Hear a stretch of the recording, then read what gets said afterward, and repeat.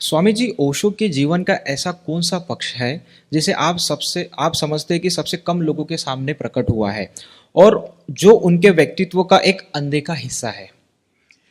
एक बहुत महत्वपूर्ण बात मैं कहना चाहूंगा जी। जो कभी मैंने आज तक शेयर नहीं की है। आपने ऐसा सवाल पूछ लिया है तो एक वो है ओशो की नॉन सीरियसनेस, गैर गंभीरता। हम चीजों को बहुत गंभीरता से लेते हैं, है ना। ओशो के लिए सब खेल खेल है, लीला है। ये वाली बात समझना मुश्किल होता है। लोग उनकी मृत्यु के बारे में पूछते हैं बड़े गंभीर तरीके से, कोई भयंकर बात हो गई जैसे। भाई ओशो के लिए तो वो खेल है। जिसने अपनी अमृत चैतन्य को जान लिया वो तो अभय में जी रहा है, उसकी तो कभी मृत्यु हो नहीं सकती। वही उन्होंने अपनी समाधि पर लिखवाया, नेवर बॉर्न नेवर डाइड। तो वो तो कॉन्शियसनेस की बात कर रहे हैं, शरीर की बात तो नहीं कर रहे हैं। तो उनके लिए सब खेल खेल है। यहां पर आज जो मैं नई बात आपको बताने जा रहा हूं कि ओशो के जो स्टेटमेंट है ना, उनको इस कॉन्टेक्स्ट में समझिए कि वो किससे कहे गए हैं और किस पर्पस से कहे गए हैं। इस दृष्टि से कोई नहीं देखता। मान लो वो अमेरिका में है जहां पे 95% लोग ईसाई हैं, उनको सुनने वाले। वहां पे उनको डिहिप्नोटाइज करना है, उनके मन की धारणाओं को, अंधविश्वासों को तोड़ना है। वहां पर वे बाइबल पे कटाक्ष कर रहे हैं, बाइबल के एक एक वचन की आलोचना कर रहे हैं, बता रहे हैं कि गलत है। याद रखना, बाइबल से कोई लेना देना नहीं है। वो जो सामने बैठे हैं इनको निर्विचार करना है। उनके अंदर तो बाइबल वाले विचार चल रहे हैं, बाइबल का खंडन करेंगे तो ये शांत होंगे, निर्विचार होंगे और अंधविश्वास के कटघरे से बाहर निकलेंगे, है ना।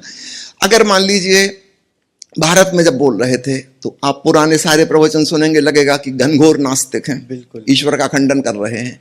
मैं आपको बता रहा हूं, अगर वो रूस या चीन जैसे साम्यवादी देश में होते, वहां वो सिद्ध करते कि ईश्वर है। भारत में जिनसे बात कर रहे हैं वे अंधविश्वासी आस्तिक हैं, उनको उनकी आस्तिकता के बाहर निकालना है। बिल्कुल, जिनसे बात कर रहे हैं, है ना। अगर रूस या चीन में होते तो वो पैदाइशी नास्तिक हैं, उनको सिखाई गई है, उनके ऊपर उड़ा दी गई है नास्तिकता। उनको उनकी उस धारणा से बाहर निकालना होगा। वहां वे सिद्ध करते कि परमात्मा है, परमात्मा ही सत्य, उसके अलावा सब व्यर्थ है, असार है, परमात्मा ही एकमात्र सार है, उसको खोजो। अभी दो बड़े गलत विपरीत दिखने वाले स्टेटमेंट हो जाएंगे, है ना। तो ये पर्पस देखिए, उसके पीछे पर्पस एक ही है कि उस व्यक्ति को उसके मन के विचारों के घेरे से बाहर निकालना है। ना उनको बाइबल से कुछ लेना देना है, ना रामायण से लेना देना है, ना तुलसीदास से कोई मतलब है, ना आस्तिकता से मतलब है, ना नास्तिकता से मतलब है। वे चाहते हैं तुम खोज करो। तो आस्तिक खोज में कैसे लगेगा? जब हम उसको झकझोर रहे हो, कहेंगे कि कोई ईश्वर नहीं है, तब वो चौंकेगा, जागेगा। तो ओशो का मतलब है जगाना।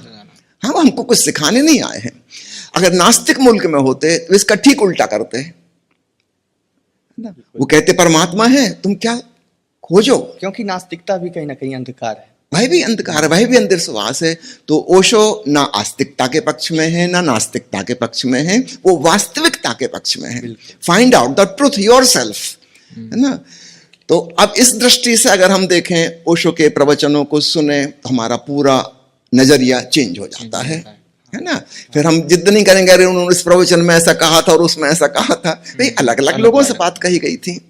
समझिए मैं एक डॉक्टर हूं, और मेरे पास दिन भर में 50 मरीज आए।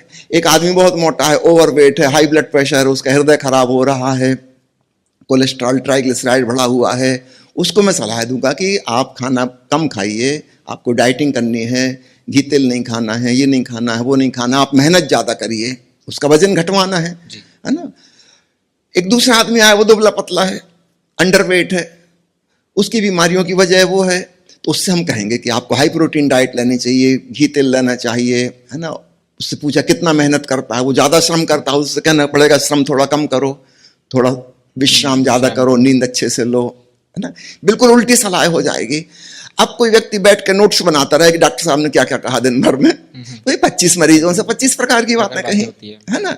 अब बाद में क्या होगा कि ये तो रिकॉर्ड नहीं रह जाएगा कि किससे कहा, सिर्फ वो स्टेटमेंट रह जाएंगे। वो कहेंगे कि लोग कि देखो कैसी कंट्राडिक्टरी, विपरीत बातें कही, है ना, इसमें से क्या सार निकालें। यहां पे भूल चूक हो जाती है। ठीक, हमें हमेशा स्मरण रखना चाहिए ओशो ने इस कॉन्टेक्स्ट में किससे बात कही है, प्रश्न पूछने वाला क्या पूछ रहा है, उसको झकझोरना है।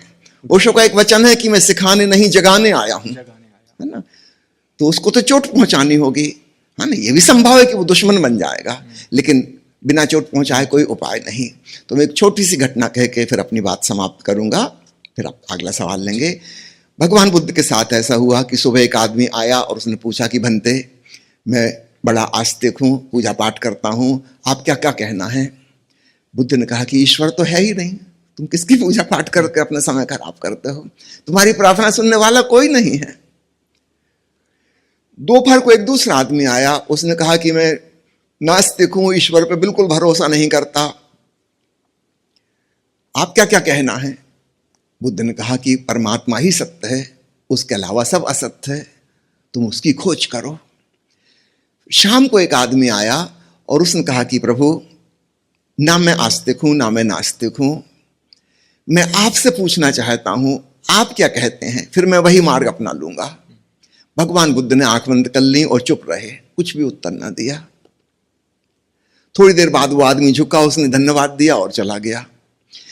बुद्ध का शिष्य जो हमेशा उनके साथ रहता था, आनंद, रात को उसने कहा कि प्रभु, आपने आज दिन भर में 3 प्रकार का व्यवहार किया, और उन लोगों को तो पता नहीं आपस में, लेकिन मैं तो आपके साथ बैठा हुआ, मैंने तीनों उत्तर सुन लिए। एक को आपने कहा कि ईश्वर नहीं है, एक से आपने कहा कि ईश्वर है, और तीसरे में आप चुप रह गए, कुछ भी ना कहा। और मैं आश्चर्यचकित हूं कि वो तीसरा आदमी आपको धन्यवाद देके गया, आपने तो कुछ उत्तर ही नहीं दिया। बुद्ध ने कहा, मैंने 3 बातें अभिव्यक्त नहीं की हैं, गौर से देखो, मेरा इंटेंशन, मेरा इरादा एक ही है। जो व्यक्ति जिस विचारधारा का था, अर्थात हिप्नोटाइज्ड था, एक विशेष प्रकार के सम्मोहन में था वो, मैंने उसको उससे झकझोरा। बिल्कुल। मैंने आस्तिक को भी कहा कि तुम खोजो, नास्तिक को भी कहा कि खोजो, और तीसरा चूंकि ऑलरेडी खोज में था, यदि मैं उसको कुछ भी कह देता हाँ या ना, तो तुरंत मेरी बात पकड़ लेता, इसलिए मैंने उससे कुछ भी नहीं कहा, ताकि उसकी खोज जारी रहे, वो खोज में, खोज बंद ना हो। वो ऑलरेडी खोज में है, वो किसी धारणा से ग्रस्त नहीं है, he is not hypnotised by any concept.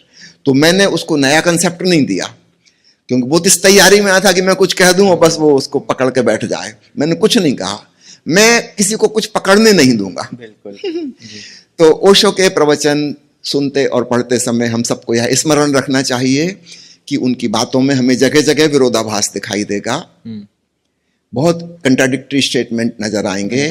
थोड़ी सी हम खोजबीन करेंगे तो हमें पता चल जाएगा कि बात कब कही गई है, किससे कही गई है। और अक्सर आप वो प्रश्न जब पढ़ेंगे ना, तब समझ में आ जाएगा कि प्रश्न करते की भावदशा क्या है, उसको कैसे झकझोरा जा सकता है।